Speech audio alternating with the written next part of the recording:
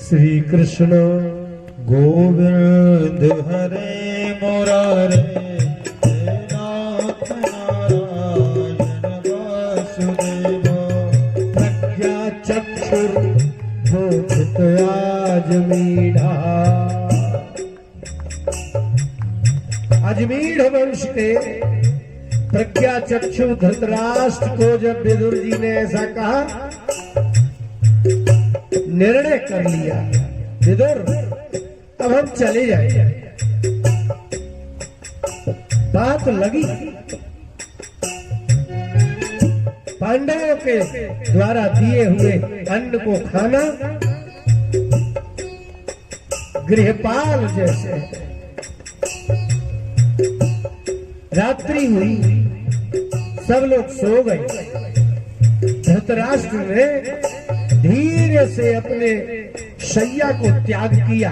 जिसको घर छोड़ना होता है उसको नींद नहीं आती, और लोगों को सोते हुए ही छोड़ना पड़ेगा, जागते हुए नहीं। जाने लगे तो गांधारी उठी और बोली, कहाँ? बोले, अब हम इस घर को छोड़ रहे हैं, आज के बाद हम शरीर ही छोड़ देंगे, आएंगे नहीं। पतिम प्रयांतम सुबलस्य पुत्री पते व्रता चानु जगाम साथी।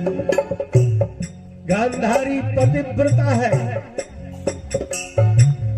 पति प्रियांतम सुबलस्य पुत्री। गंधार नरेश का नाम है सुबल। महाराज सुबल की पुत्री गांधारी ने पति को जाते हुए देखा तो पति व्रता चानु जगाम साधी, वह साधी पतिव्रता पीछे चली गई। हिमालयम न्यस्तदंड प्रहर्षम मनस्वन्यामे सत्संप्रहारा।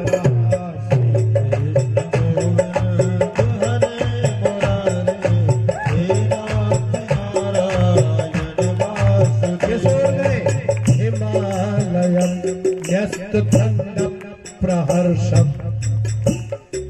क्रोध जो त्याग देता है उसको न्यस्त दंड कहते हैं। न्यस्त माने त्याग देना और दंड माने दंड। क्रोध का त्याग कर देगा तो क्यों कोई किसी को दंड देगा। हिमालय ऐसा स्थान है, वहां उस तरफ वही लोग जाते हैं जो काम क्रोध को त्याग देते हैं और वो चल पड़े।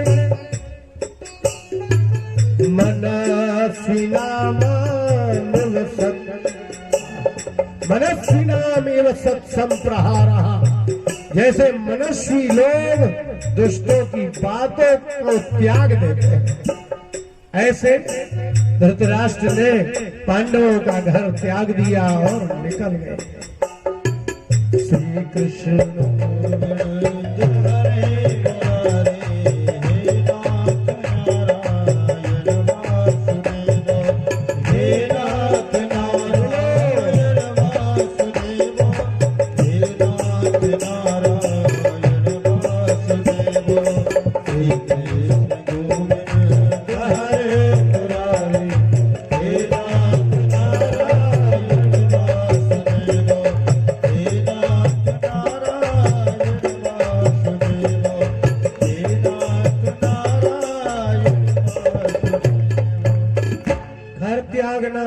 सधीरा उदाहरण।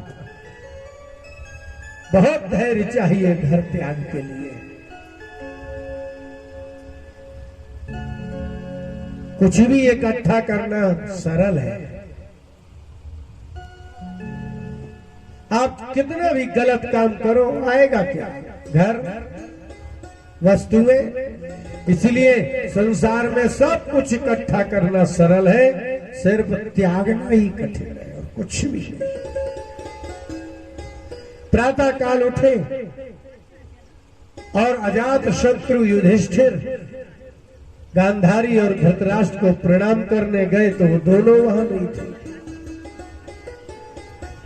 रोने लगे।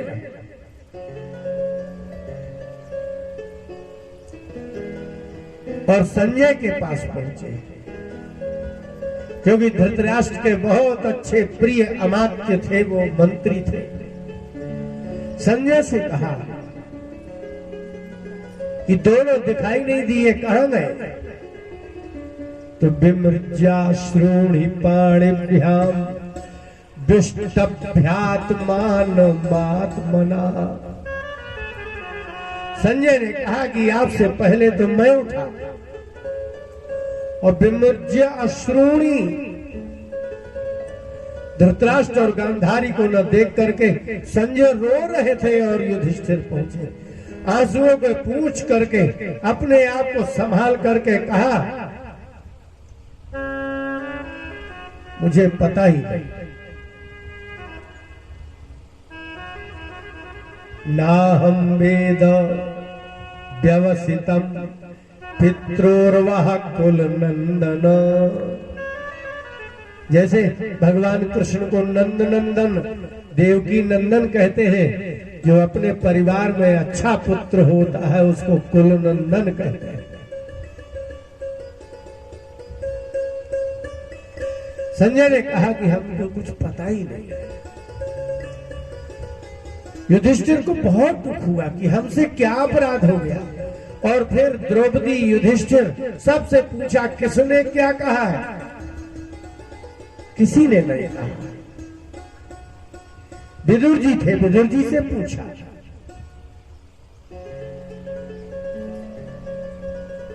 नहीं दिखे, कहां गए?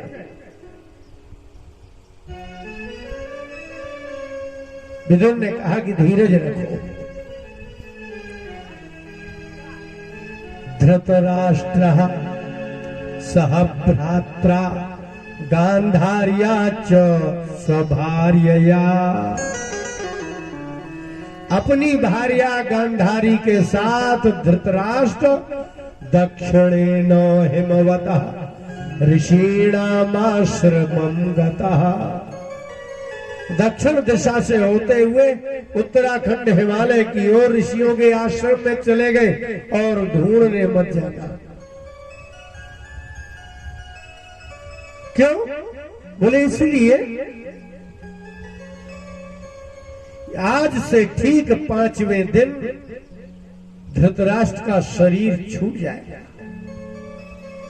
और उसकी पतिव्रता पत्नी, पतिव्रता गांधारी अपने पति के ही पीछे पतिलोक में चली जाएगी। आपने जीवन में क्या किया, इससे क्या लेना देना? खेल तो अंतिम समय का है। और ये हम आपको सुनाना चाहते हैं कि धृतराष्ट्र का आपने बहुत चरित्र सुना होगा कि उसने रोका नहीं और दुर्योधन के मोह में पांडवों के साथ बहुत दुर्व्यवहार किया। लेकिन आपने सुना कभी कि धृतराष्ट्र ने अपनी मृत्यु कैसे की? नहीं सुना। गांधारी के साथ वो जब पहुंच गए आश्रम में तो गंगा तट में पहुंच गए। अब भक्षः उपशांतात्मा सा आस्ते विगतैषणः। भोजन छोड़ दिया, अब भक्षा मात्र जल, गंगा जी का जल पीने लगे। उपशांतात्मा, मन को शांत कर लिया। बहुत बड़ा चमत्कार है। जिसने जीवन पर्यंत धन के लिए मरा हो, जो जीवन पर्यंत भोग के लिए मरा हो, जो जीवन पर्यंत अपने पुत्र के मोह में जिया हो और वह अंतिम समय उसका मन शांत हो जाए, ये भगवान की कृपा के अतिरिक्त हो ही नहीं सकता। और इससे भी बड़ी बात क्या हुई कि विगतैषणः, उसकी ईषणा, कामना, इच्छा ही समाप्त हो गई, भय समाप्त हो गया। जितासनो जित श्वास प्रत्याहृत षडिंद्रिया। योगी जैसे योगी शरीर त्याग करते हैं, ऐसे एक मोही धृतराष्ट्र ने शरीर त्याग किया। जितासन, एक आसन में बैठ गए। जित श्वास, अपने श्वास प्राणायाम को किया और प्रत्याहृत षडिंद्रिया, आंख कान नाक जिह्वा त्वचा और मन सब कुछ समेट लिया, प्रत्याहार कर लिया। जब आप त्वचा को समेट लेते हैं तो उसका क्या फल है? फिर चाहे जंगल में आपके कीड़े काटे, सांप काटे, बिच्छू काटे तो काटे। कान से जंगल के पशु पक्षियों की ध्वनि आए तो बंद, तो कानों से ध्वनि नहीं सुनाई देती। स्पर्शेंद्रिय त्वगिंद्रिय से, त्वचा से कीड़ों का, पतंगियों का आभास नहीं होता। नासिका से दुर्गंध का आभास नहीं होता। नेत्र बंद कर लिए तो सामने सर्प हो, व्याघ्र हो, सिंह हो, उसको देख के भय नहीं लगता। रस, रसना जिह्वा भी नियंत्रित हो गई, तो ये सारा संसार जो क्षय से चलता था, उन्होंने क्षय को रोका, संसार बंद हो गया। संसार चलता ही आंख से, कान से, नाक से, जीभ से, त्वचा से और मन से, इन छह से ही चल रहा है। धृतराष्ट्र ने छह के छह को रोक लिया। शरीर समाप्त और हरि भावन या ध्वस्त, रजः सत्व तमो मलः। और हरि की इतनी तीव्र भावना की, ऐसा ध्यान किया कि रजोगुण और तमोगुण और सत्वगुण, इन तीनों का मल ध्वस्त हो गया। इसलिए कहते हैं कि भागवत पढ़ते हैं, भागवत श्रवण करते हैं तो मरना कैसे है उसकी विधि है।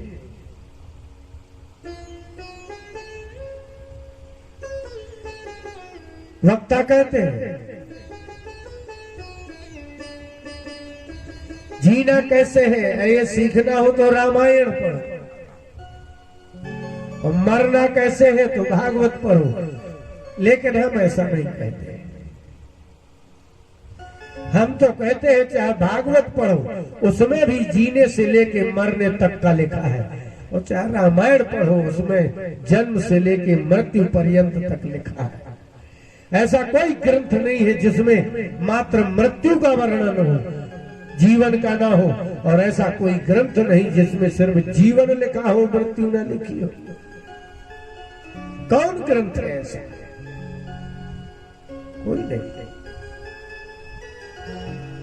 और इतना ही नहीं, जब उसके तीनों गुण शरीर से विमुक्त हुए, ध्वस्त हो गए, तो कलेवरम सवा अद्यतनाद राजन परतः पंचमे हनि। आज से पंचम दिन में धृतराष्ट्र शरीर त्याग कर देंगे। कलेवरम हास्यति, शरीर छोड़ देंगे।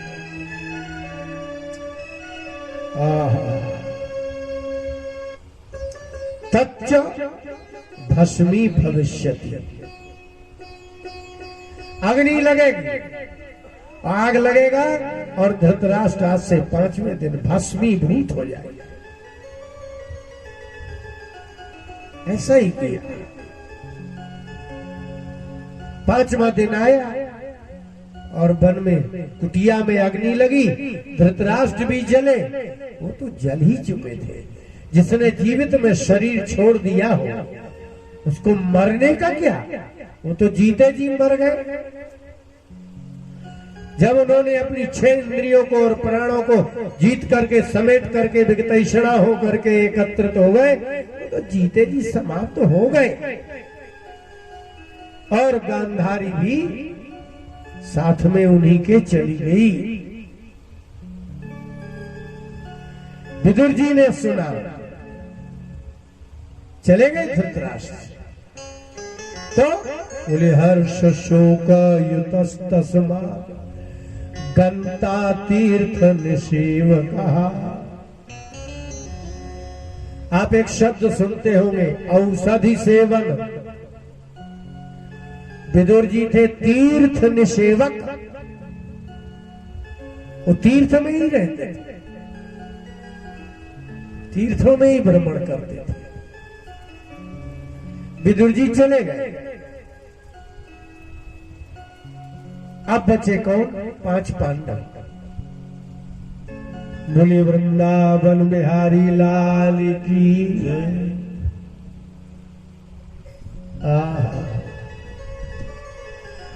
तन में माया समा,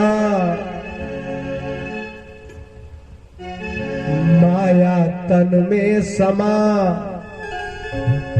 मन फसाया। आप सत्संग क्यों नहीं करते? आपने वो देखा है बसों में जो सीटें होती हैं उनमें स्पंज जैसा नहीं लगा रहता। हम लोग पढ़ते थे तो अपनी स्लेट को पोंछने के लिए उसको रखते थे, उसको पानी में डालो सब पानी सूख जाता था। तो पानी भर गया उसमें और वो पानी में हो गया। तो तन में माया समा और माया तन में समा, मन फसाया। इससे सत्संग तू कर न पाया,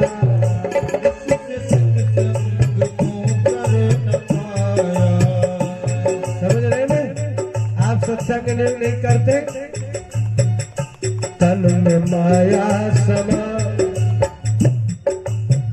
आपके शरीर में और कोई नहीं। एक पुरुष को देखो, उसके शरीर में क्या है?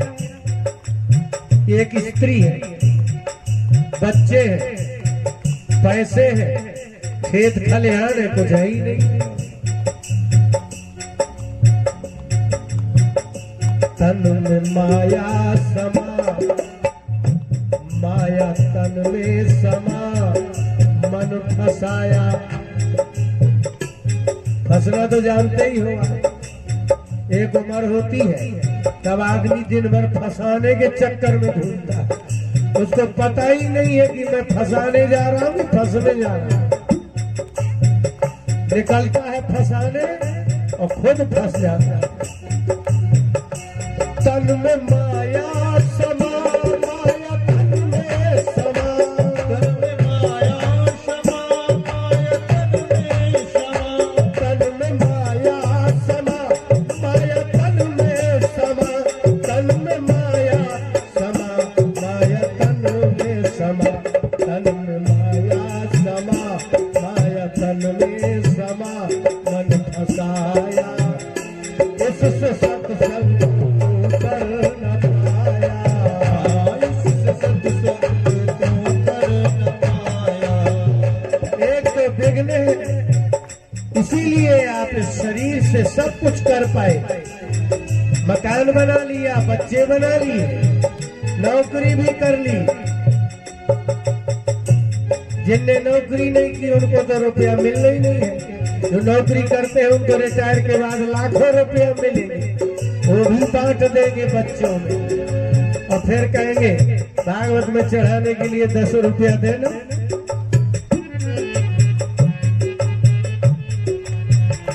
इससे सत्संग तो कर न पाया, इससे सत्संग तो कर न पाया।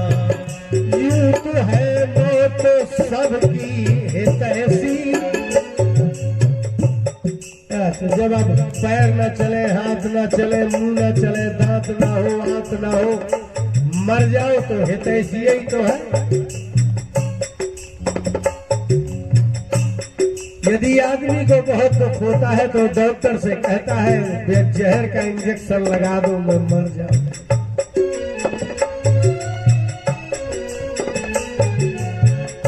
यूं तो है मौत सबकी हितैषी, जैसा तू तू है समझता न वैसी, जैसा तू है समझता न वैसी।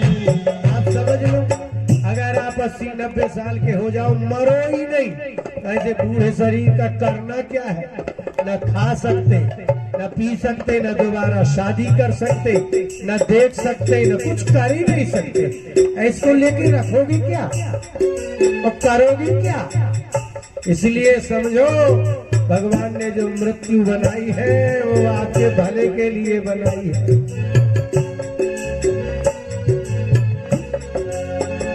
यूं तो है मौत सबकी है तैसी, जैसा तू है समझता न वैसी, जैसा तू है समझता न वैसी।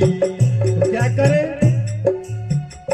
जग से वैराग्य कर, जग से वैराग्य कर, इसमें नाराग कर, इसमें नाराग कर, कर दिखाया।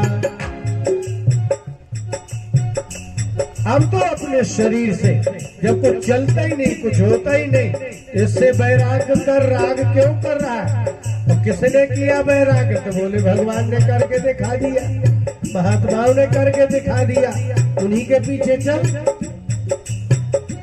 जग से वैराग्य कर, इसमें नाराग कर, कर दिखाया।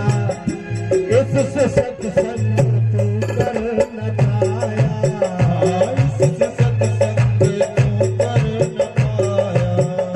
जाने का एक बहाना मिलेगा, मरने का तो भाई कैसे भी मरे, ऐसे कैसे मर सकते हो आप बैठे बैठे? कोई ना कोई तो बहाना होगा। और अगर तड़ाक फड़ाक मर गए तो लोग कहेंगे हार्ट फेल हो गया। जाने का एक बहाना मिलेगा, भूल जाकर कहीं फिर खिलेगा, भूल जाकर कहीं फिर खिलेगा। पेड़ का एक फूल गिरेगा, उसमें बीज रहता है, वहां से गिर गया ना, धरती में गिरा, फिर दूसरा पैदा हो गया। ये शरीर छूटेगा, आपका पक्का है, कोई ना कोई एक बहाना मिलेगा, मर जाओगे, दूसरी जगह पैदा हो जाओगे, वहां पैदा होगे तो फिर से जवानी आएगी, फिर से सींग निकलेंगे, फिर से पूंछ निकलेगी, और नहीं हुए तो फिर आदमी बन जाओ, हो सकता है पंखे हो जाए। और अगर कहीं मछली हो गए तो बड़ी वाली खा लेगी, चटपट फिर मरो, फिर पैदा हो जाओ। यदि आप मछली बने तो जब तक आपका शरीर नहीं हो दूसरा मिलेगा, तब तक तो पानी ही में पैदा होते रहोगे। इसलिए भगवान देखते हैं कि 2-4 बार खा लिया इसने भी, दूसरों को ये भी, चलो इसको अब चिड़िया बना दो, चिड़िया बना दो तो धरती का मजा लो, कभी स्त्री बन जाओ, कभी पुरुष बन जाओ। जाने का एक बहाना मिलेगा, भूल जाकर कहीं फिर खिलेगा, भूल जाकर कहीं फिर खिलेगा। लेकिन आप जब इस गांव से मर के जाएंगे, कोई बड़ी बात नहीं है, बहुत पहले से मर रहे हैं। जाने वाला चला, जाने वाला चला, ले बुरा और भला, ले बुरा और भला। जाने वाला चला, ले बुरा और भला, मन की छाया। बुरे लोग मर जाते हैं तो क्या सोच रहे हैं, चर्चा नहीं होती, लोग मुंह पर नहीं कहते, लेकिन पीछे कहते भले मर गया यार, आप होते ही रही। और यदि आप अच्छा करके गए और मरे तो 10 गांव तक को, जहां तक अच्छा किया होगा वहां तक लोगों को दुख होगा। जाने वाला चला, ले बुरा और भला, मन की छाया। इससे सत्संग तो कर न पाया, इससे सत्संग तू कर न पाया।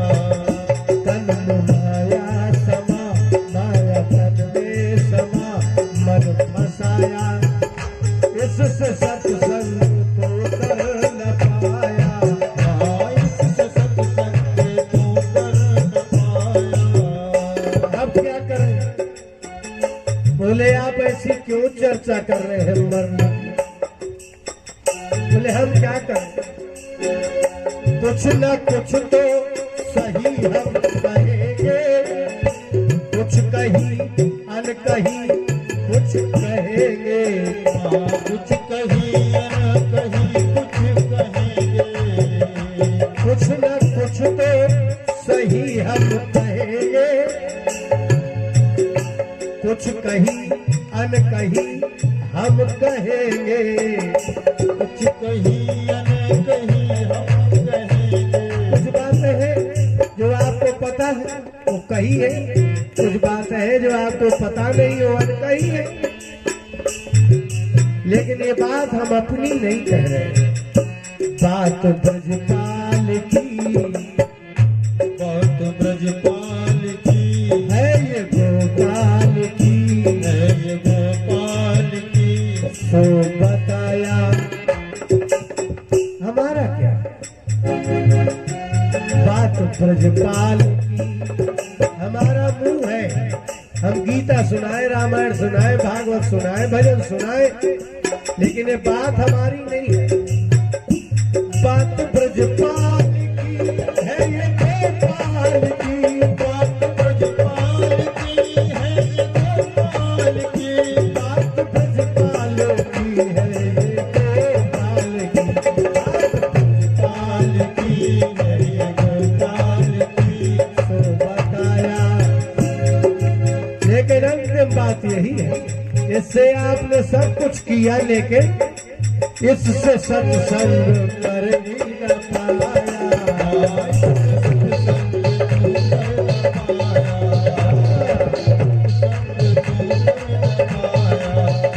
तन में माया समा, माया तन में समा, मन फसाया।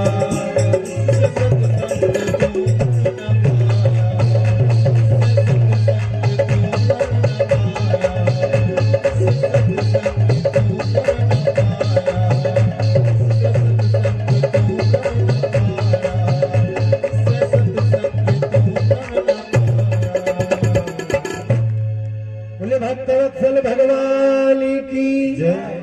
जो बोलेगा जय समझो दुनिया में है आप हो ना। ये देखो बौछार से, बौछार वर्षा हुई वहां, बौछार आई यहाँ, बौछार से भी लोग आए। रस है। आपके यहाँ तो नौटंकी होती होगी, हुई होगी, आगे भी होगी। इसलिए आदमी जब कुछ करता है तो क्या कहते हैं, नौटंकी ना करो यार। नौटंकी माने गलत।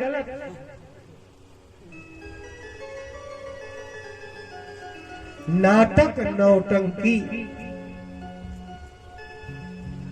इसलिए जब कोई गलत करता है, नाटक करता है तो क्या करते, ठीक है निकलो, ज्यादा नौटंकी करने की जरूरत नहीं। जबकि अब नौटंकी होती नहीं है। नौटंकी हमारे जमाने में थी। मंच लगता था, नाचने वाले आते थे, कोई ना कोई राजा हरिश्चंद्र का या कोई एक चरित्र होता था, उसको नौटंकी कहते थे। क्यों? इसलिए कि वो 9 टका में आती थी और उस समय 9 टका बहुत मुश्किल थे। आज आपको एक एक सरकारी ऑफिस को 80-80 हजार रुपया मिल रहे हैं, बताओ। पहले चलता था टका, टका धर्मम टका कर्म हा टका टकटकाए थे। इसलिए आदमी कहते थे कि क्या रे एक एक टका को मारा जा रहा है। जिसको आज रुपया कहते हैं उसको पहले टका कहते थे, और बंगाली भाषा में आज भी रुपया को टका ही कहते हैं। तो 9 टका बहुत बड़ी बात थी, तो 9 टका में आती थी वो, इसलिए उसका नाम है नौटंकी। नाटक करते थे। तो वहां किसी को बुलाना थोड़ी पड़ता है कि आ जाइए, बस सुन करके लोग पहुंच जाएंगे।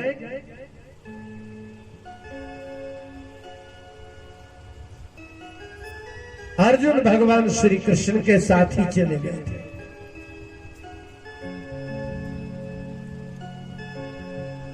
और द्वारका में ही थे।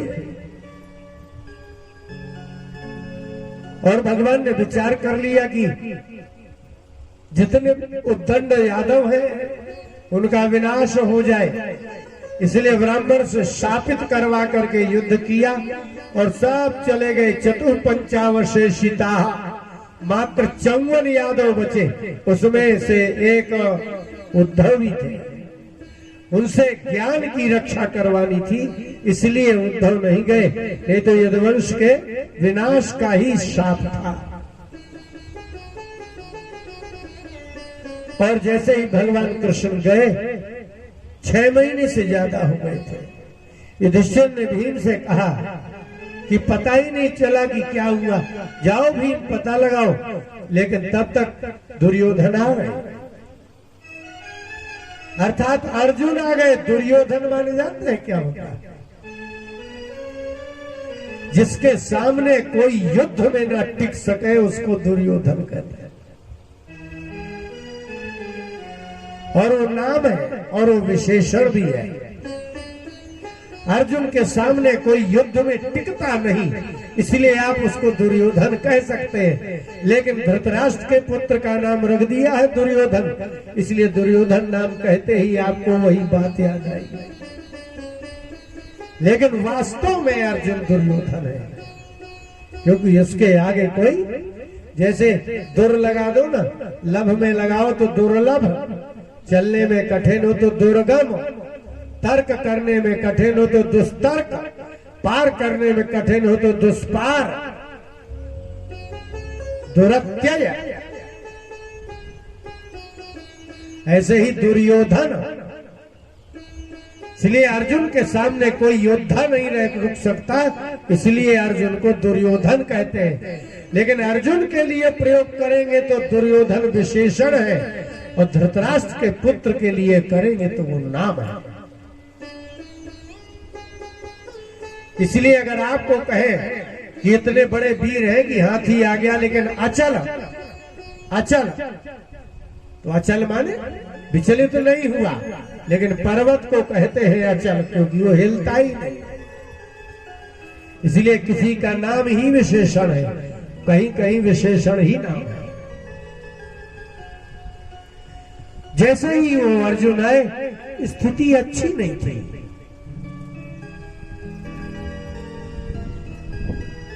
रोने लगे अर्जुन। युधिष्ठिर ने कहा बोलो, क्या कहा? हम जिसके बल पर पांडव विख्यात हुए, वो अब पहले वो सशरीर थे, अब वो व्यापक हो गए।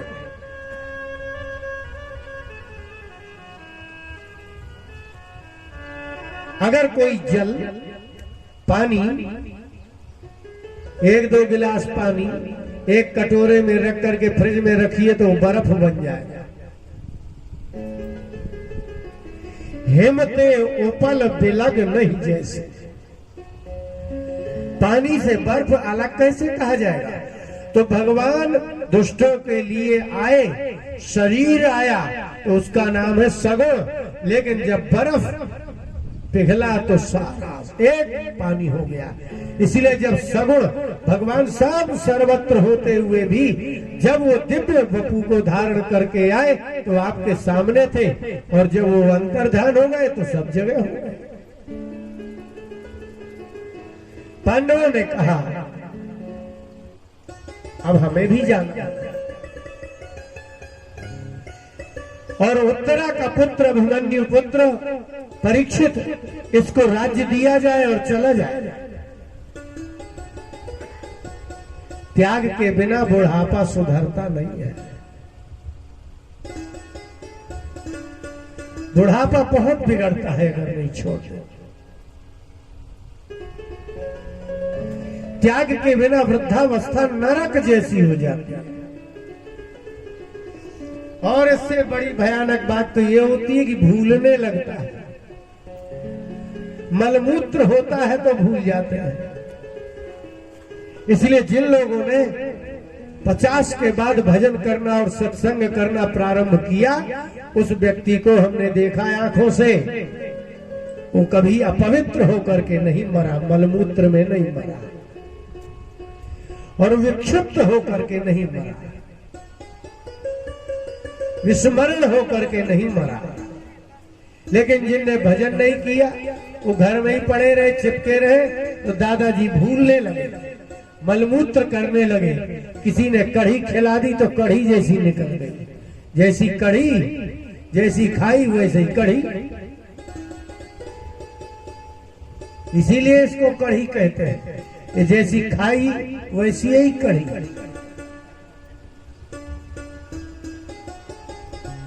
और मजे की बात है, मैं कहीं जाता हूं तो लोग कहते हैं गुरुजी कढ़ी बना ले।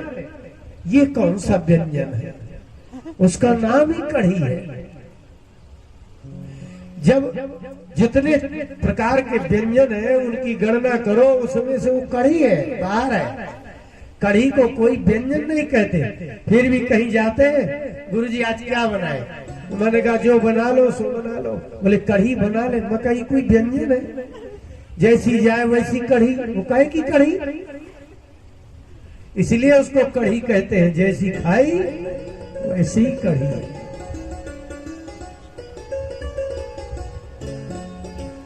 ये बात जल्दी समझ में आ गई हो। भागवत समझना तो बहुत ही कठिन है। देखो कितनी हंस रहे, समझ में आ गई?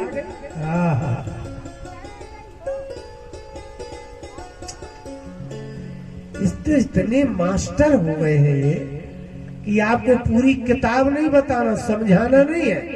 एक शब्द बोलो, इतना समझ जाते हैं, इतने समझदार है। और अभी चौपाई गाए, भागवत सुनाए तो ऐसे मुंह बना के बैठते हैं जैसे भारी ताकत लग रही है। तो मैंने कढ़ी भर कहा, देखो खेल खिला रहे, पानी तो नहीं आया ना मुंह में।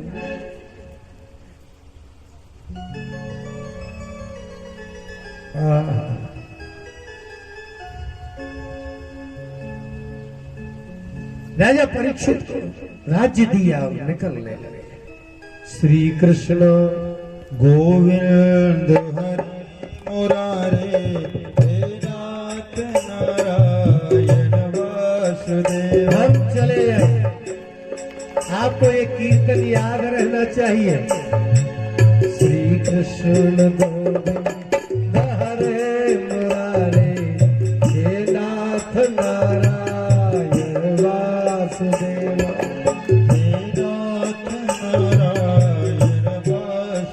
लेकिन ये जो बात युधिष्ठिर और अर्जुन के बीच में हो रही है, वो अकेले में हो रही है।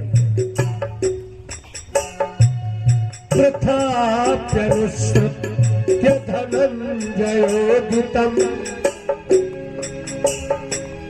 नाशं यदूनां भगवद्गतिं चताम् एकान्तभक्त्या भगवत्यधोक्षजे निवेशितात्मो परराम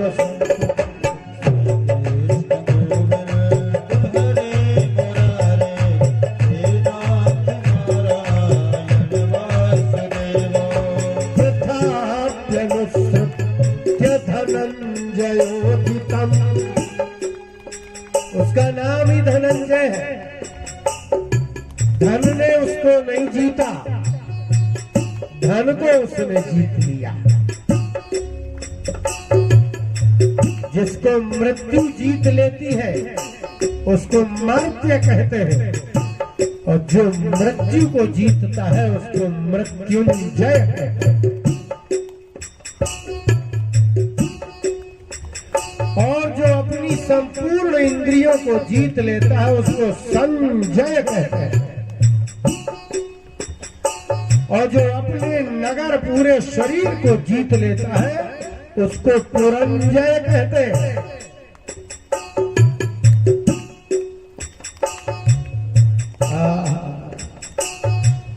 प्रथाप्यनुसृत्य धनंजयोदितम्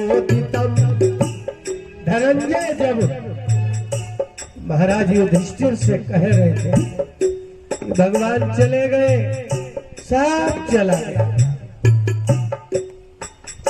क्या सुना? प्रथा में, कुंती को प्रथा कहते हैं।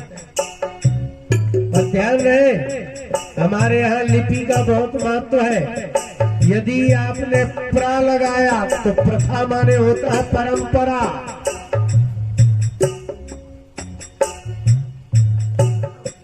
प्रथम लिखते हैं ना, तो प्रथम का प्रा लिखोगे तो प्रथा माने परंपरा, और पा के नीचे री लगा दो, कृष्ण का री, तो उसका प्रथा का अर्थ होता है विस्तार। अभी आप लोगों को हिंदी नहीं आती, खाली खाना आता है और उतना ही पढ़ा है जितने से रोजी रोटी चलती है। इसलिए प्रथा ने, कुंती ने सुना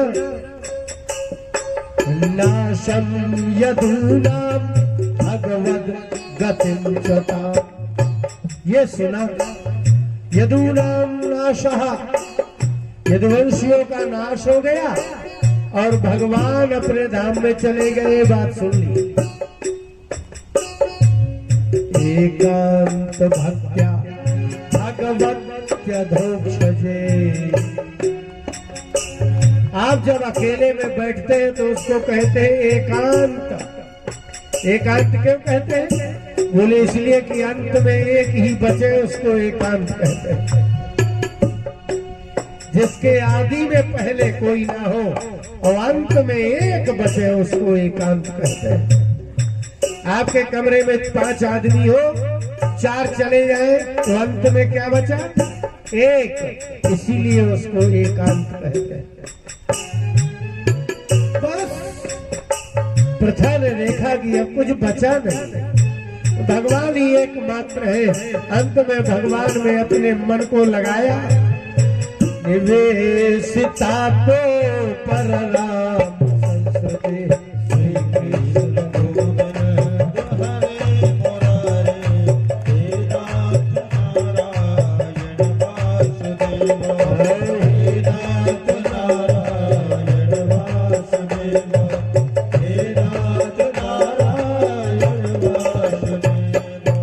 निवेशितात्मो पर राम संस्कृते है।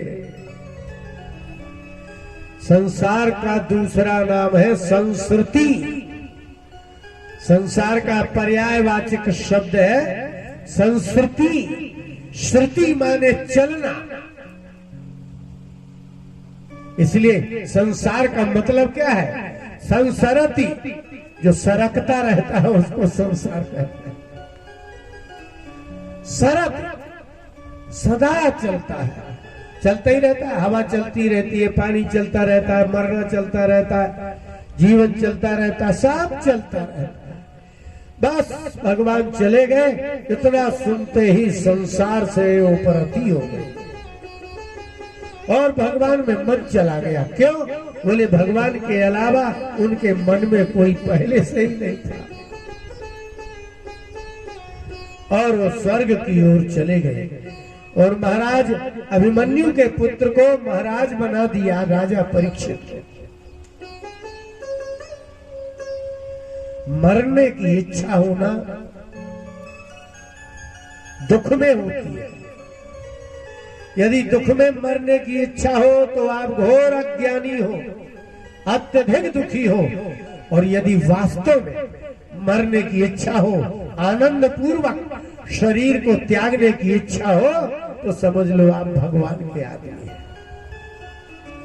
क्योंकि भगवान के लोगों के अतिरिक्त इस संसार को और शरीर को कोई छोड़ना ही नहीं चाहता है।